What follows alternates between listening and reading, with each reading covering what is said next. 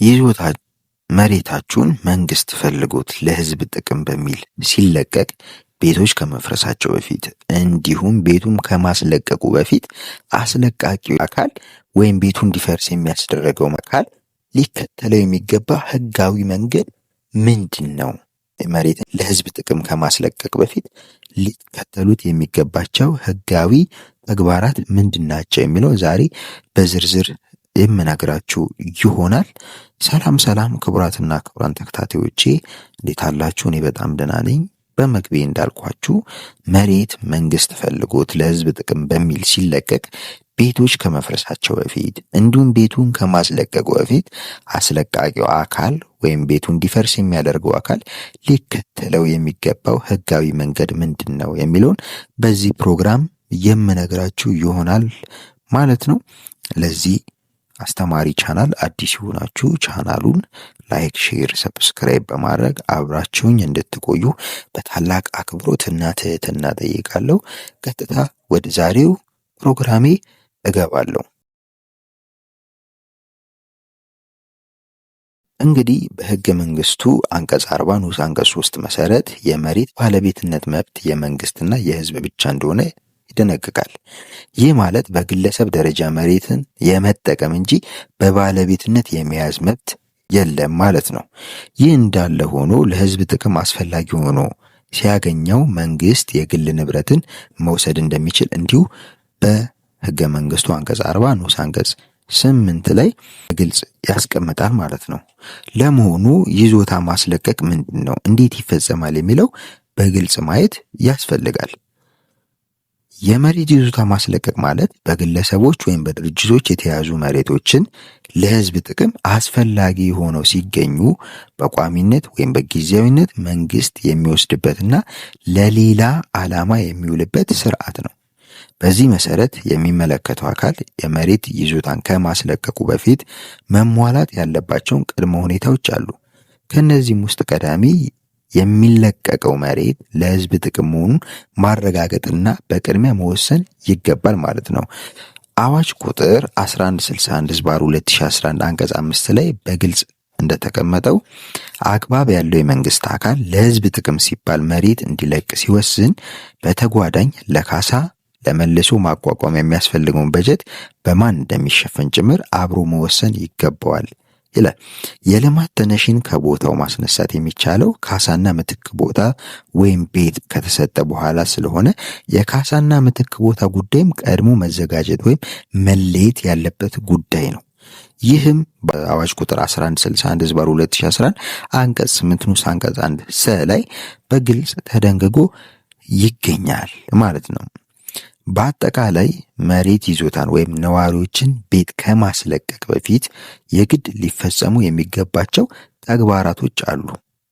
ምንድናቸው እነኚህ ተግባራቶች የሚለውን አንድ ባንድ እንይ።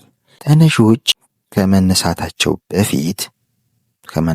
በፊት ቢያንስ ከ1 ዓመት በፊት እንዲያውቁት መደረግ አለበት ማለት ነው። ምክንያቱም ቤታችሁ ለልማት ይፈለጋል፣ መንገድ ሊሰራበት ነው ወይም ደግሞ ሌላ ነገር ሊደረግበት ነው ከተባለ ወይም ደግሞ መንግስት ይህ ሐሳብ ካለው መሬቱን የሚያስለቅቀው የሚመለከተው አካል ይህ ሐሳብ ካለው ተነሺዎች ከመነሳታቸው በፊት ቢያንስ ከ1 ዓመት በፊት እንዲያውቁት ኖሃው እንዲኖራቸው መደረግ አለበት ይላል። አስቸኳይ ነገሩ ግን አስቸኳይ በሚሆንበት ጊዜ ቢያንስ ከ6 ወር በፊት የማወያየት እንዲያውቁት ማድረግ አለበት ማለት ነው። ይህም በደንብ ቁጥር 472/12 አንቀጽ 4 ንዑስ አንቀጽ 5 ላይ በግልጽ ተቀምጧል ማለት ነው። መሬት ይዞታችሁ ላይ እንዳላችሁ ተነስታችሁ ውጡ፣ ነገ ለዚህ ቦታ ይሄ ቦታ ለዚህ ዓላማ ተፈልጓል ብሎ በአንድ ጀንበርና ከ6 ወር ባነሰ ጊዜ ውስጥ ሊሆን አይገባም ተብሎ በግልጽ በአዋጅና በመመሪያው ላይ በደንቡ ላይ በግልጽ ተቀምጦ ይገኛል። ሰዎቹ የሚነሱት የልማት ተነሺዎች ሰርፕራይዝ መሆን የለባቸውም። ኖሃው የአእምሮ ዝግጅት እንዲኖራቸው በማሰብ ከ1 ዓመት በፊት ወይም በጣም ጉዳዩ አስቸኳይ ከሆነ ደግሞ ቢያንስ ከ6 ወር በፊት በማወያየት እንዲያውቁት ማደረግ አለበት ማለት ነው። ሊፈጸም የሚገባው የመጀመሪያው ተግባር ይሄ ነው ማለት ነው። ሌላኛው መሬት ለሕዝብ ጥቅም ሲባል በሚለቀቅበት ጊዜ ሊፈጸም የሚገባው ሌላው ተግባር ምንድን ነው? የባለመብቱን ወይም የባለይዞታውን ማስረጃ፣ ካሳ የሚከፈልባቸውን ንብረቶች የልኬት መጠን መረጃ መሰብሰብ ይኖርበታል ማለት ነው። የባለመብቱን ማስረጃ፣ ካሳ የሚከፈልባቸውን ንብረቶች የልኬት መጠን መረጃ መሰብሰብ ይኖርበታል ማለት ነው። ከውይይት በኋላ የሚጨመሩ ንብረቶችም ካሳ ግን እዚህ ውስጥ አይከተቱም ማለት ነው። ስለዚህ ምንድነው ከሰዎቹ ተነሺ መሆናቸውን እንዲያውቁት ከተደረገ በኋላ የባለ መብትነት ወይም የባለ ንብረትነት ማስረጃቸውን ፕላን ይሆናል ካርታቸውን ይሆናል ተቀብሎ ካሳ የሚከፈልባቸው ንብረቶች ልኬት መጠንና መረጃ መሰብሰብ ይኖርበታል ማለት ነው። የባለመብትነት ማስረጃ፣ ካሳ የሚከፈልባቸው ንብረቶች ልኬት መጠን መሰብሰብ ይኖርበታል ማለት ነው። በዚህ አግባብ ሁለተኛው ስነ ስርዓት ይፈጸማል ማለት ነው። በመጀመሪያ ደረጃ ሰዎቹ እንዲያውቁት ይደረጋል ማለት ነው። ሰዎቹ እንዲያውቁት ከተደረገ በኋላ የባለመብትነት ማስረጃቸውን በመሰብሰብ ካሳ የሚከፈልባቸው ንብረቶችን የልኬት መጠን መረጃ አስነሺው አካል ሊሰበስብ የግድ ይለዋል ማለት ነው። ሌላኛው ከዚህ ጋር ተያይዞ በዋናነት የሚነሳው ለተነሺዎች ካሳና ሌሎች ተያያዥ ክፍያዎችን መክፈል መቻል ማለት ነው። ለባለ መሬቱ ሲነሳ ዝም ብሎ በዘፈቀደ በቃ ቦታው ለሕዝብ ጥቅም ተፈልጓልና ተነሳ አይደለም መባል ያለበት። ምንድነው የሚሆነው? ባለይዞታው የእሱ መሆኑ የባለመብትነት ማስረጃው እንዲሁም ደግሞ የያዘው ንብረት ይዞታ ልኬቱ ከተከናወነ በኋላ ካሳ እና ሌሎች ተያያዥ ክፍያዎች መከፈል የግድ ይኖርበታል ማለት ነው። ካሳ ሳይከፈሉ ወይም ደግሞ ተገቢው ክፍያ ሳይከፈላቸው መሬታቸው ለሕዝብ ጥቅም ነው የተወሰደው እና የተነሳው ተብለው ሊወሰድባቸው አይገባም ማለት ነው።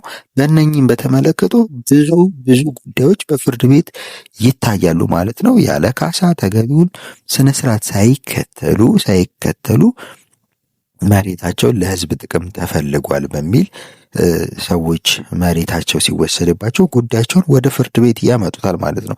ስለዚህ ካሳና ሌሎች ተያያዥ ክፍያዎችን መክፈል ግዴታ እና ዋነኛው ስነ ስርዓት ተደርጎ ሊቆጠር ይገባል ማለት ነው። ካሳና ሌሎች ተያያዥ ክፍያዎች ከተከፈሉ በኋላ ተነሺዎች በጽሁፍ ይዞታውን የማስለቀቂያ ትዕዛዝ ይሰጣቸዋል ማለት ነው።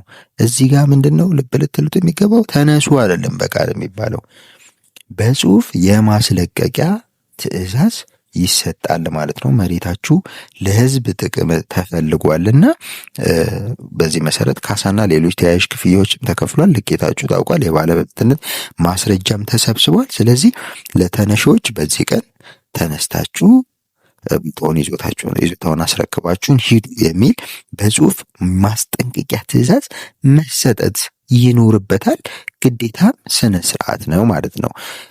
ይሄ ከተደረገ በኋላ በመጨረሻም ካሳና ምትክ ቦታ የተጠናቀቀባቸው ቦታዎችን መረከብ የተቋሙ ወይም የሚመለከተው አካል ግዴታ ይሆናል ማለት ነው።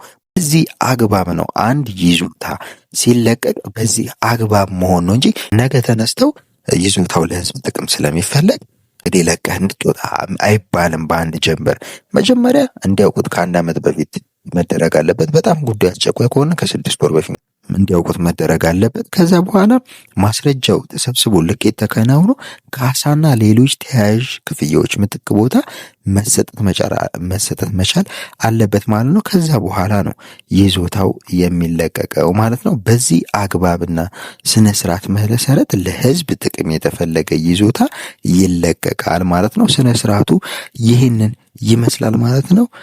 ለዛሬ ያስኩላችሁ ፕሮግራም ይህንን ይመስላል። በቀጣይ ሌላ መሰረታዊ ፕሮግራም እስከምንገናኝ መልካም ጊዜ፣ ቸርን ሰንብት።